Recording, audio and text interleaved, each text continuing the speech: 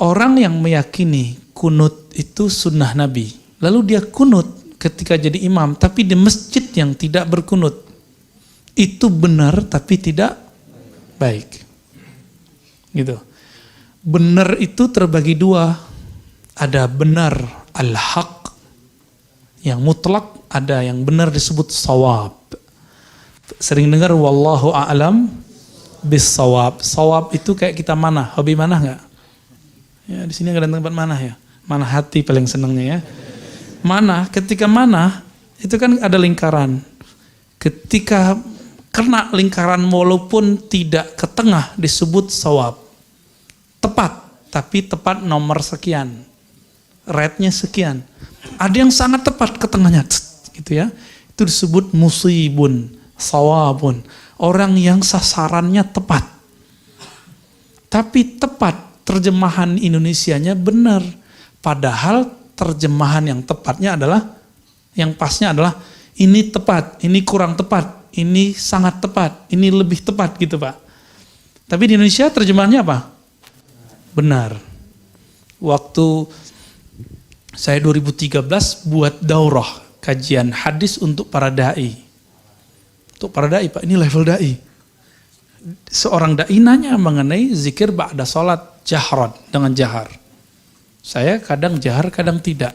Banyak tidaknya. Lalu saya jelaskan riwayat bahwa Nabi SAW dan para sahabat mengangkat suaranya berzikri ba'da kulli maktubah. Mengangkat suaranya berzikir setiap sholat wajib. Maka ada riwayat yang kencang suaranya, ada yang tidak. Apa kata si Ustadz? Ustadz, ente salah. Loh, saya kaget. Kenapa? Kebenaran cuma satu. Kenapa ente sebut ada dua? Itu level Ustadz. Kalau Ustadznya udah begitu, gimana jemaahnya? Akhirnya saya tanya balik, kamu punya dalil apa? Dia jawab, saya sudah baca Sahih Bukhari, Sahih Muslim, Sunan Abu Daud, bla bla bla, dan saya tidak menemukan dalil zikir setelah sholat dengan berjamaah dan mengangkat suara.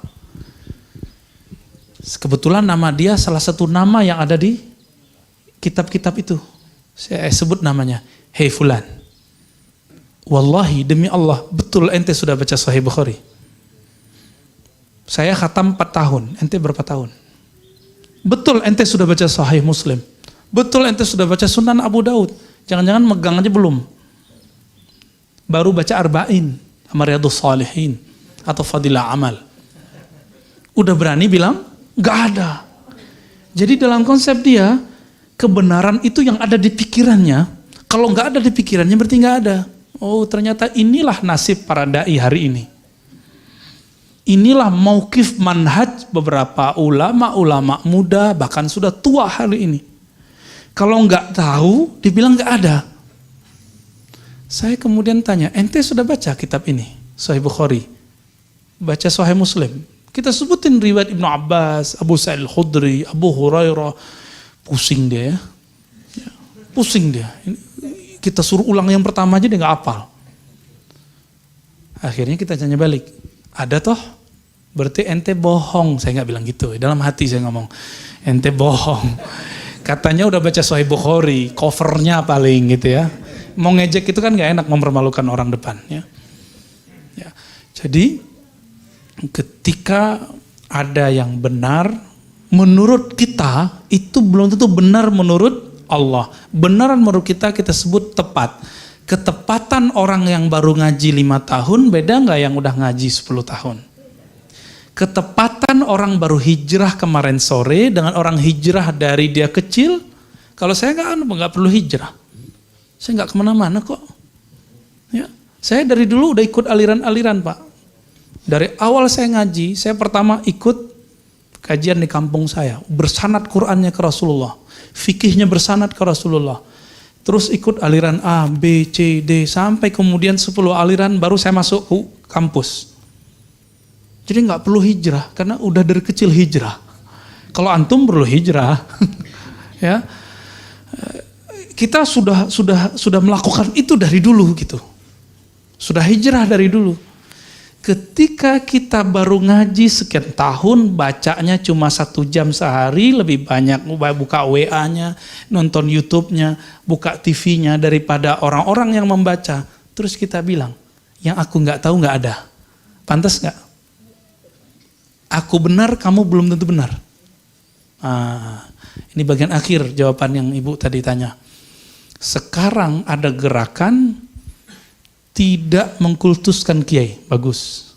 Tapi terjebak kepada mengkultuskan pendapat seorang ustadz atau sekian ustadz atau sekelompok ustadz. Sehingga muncul satu kaidah, yang aku katakan adalah kata-kata Allah dan Rasulnya. Ini perkataan yang keliru. Ini perkataan yang berbahaya. Karena jika yang aku katakan adalah kata Allah dan Rasulnya, yang beda sama aku, berarti beda dengan Allah dan Rasul. Bahaya nggak? Bahaya, Pak. Dan ini lebih bahaya daripada kultus kiai. Kultus ustadz, lebih bahaya. Kultus ustadz, mati ustadznya beres. Ustadznya salah, ditinggalin jamaahnya. Tapi kalau udah kultus pemikiran, antum kritik pemikiran ustadz itu, jamaahnya mulai sorak, ya, mulai kemudian kenceng. Apa katanya? Ente menyalahi Allah dan Rasulnya. Manhaj kami manhaj Allah dan Rasulnya. Saya udah usut-usut. Ternyata ini perkataan Khawarij di awal-awal menentang Ali bin Abi Thalib radhiyallahu taala anhu. Apa kata mereka? La hukma illa lillah. Tiada hukum kecuali hukum Allah. Yang kita putuskan ini adalah hukum Allah.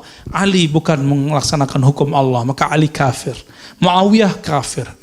Kafir. Ujung-ujungnya kafir. Dan ini berbahaya. Jadi tolong jangan kultuskan kiai, jangan kultuskan ustadz plus pemikiran ustadz. Cukup hormati ustadz, hormati pemikiran ustadz. Pemikiran ustadz disebut sawab, bukan hak. Al-haqqu min rabbika. Kebenaran itu mutlak dari Allah, dari langit turun ke bumi. Tapi kalau sawab dari bumi ke bumi. Oke? Jadi tolong jangan kultuskan. Nah itu kata kuncinya. Cukup? Ada lagi? Akikah, bolehkah saya akikah ketika udah gede? Gitu ya, udah meninggal. Kita nggak ketemu dalil yang mendukungnya. Namun yang saya temukan cuma perkataan Ibnul Mubarak mengenai bukan akikah, tapi berkurban.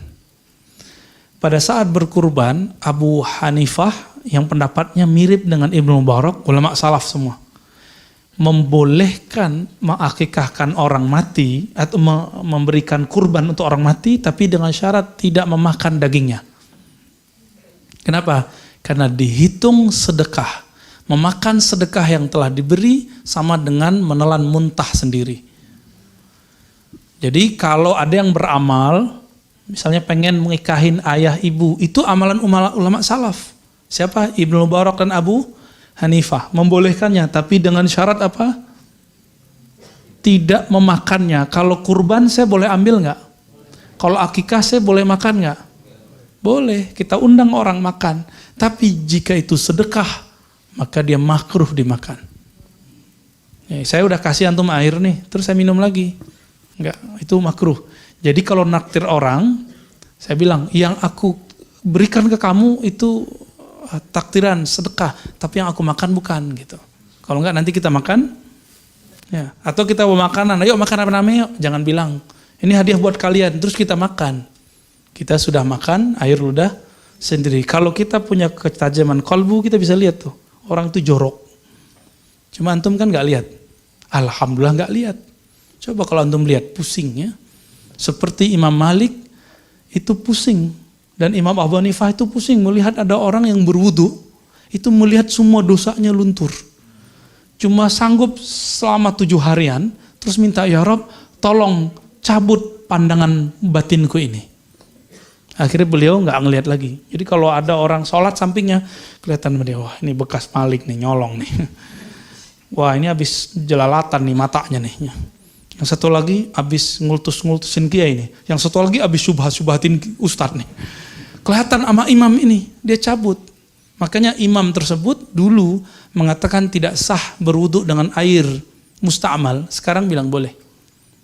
Tapi Imam Syafi'i bilang nggak boleh. Nanti tanya ustadz-ustadz yang ahli fikih ya. Ustadz ahli fikih Jakarta diundang belum? Kayak Ustadz Sarwat. Udah ya. Nah, itu paling alim sebenarnya bilang fikih. Kalau antum fokus ngomong fikihnya. Jangan ngomong masa lalunya. Kalau ngomong masa lalunya kenceng ya. Baik. Jadi boleh akikah di luar tanggal 7 disebut qada us-sunnah atau mengqada amalan-amalan sunnah Nabi. Ya, seperti Nabi pernah mengqada salatnya. Namun Imam Syafi'i tidak pernah mengqada akikahnya. Imam Syafi'i nggak pernah diakikah loh. Oleh karena itu, saya waktu kecil kata bapak saya, kamu belum pernah diakikah loh. Ya udah nggak apa-apa, aku lebihin di anakku. Jadi saya nggak pernah mengakikahkan diri saya sendiri. Itu kewajiban orang tua. Jadi kalau udah gede, apa timing yang pas? Kalau datang hari kurban, kita kurban. Kalau punya anak, ya kita akikahin anak. Lebihin gitu. Niatin dalam hati, ya Allah dulu aku tidak diakikahkan orang tuaku, sekarang aku lebihkan. Jadi kalau kambingnya seharusnya 2, jadi 4 gitu.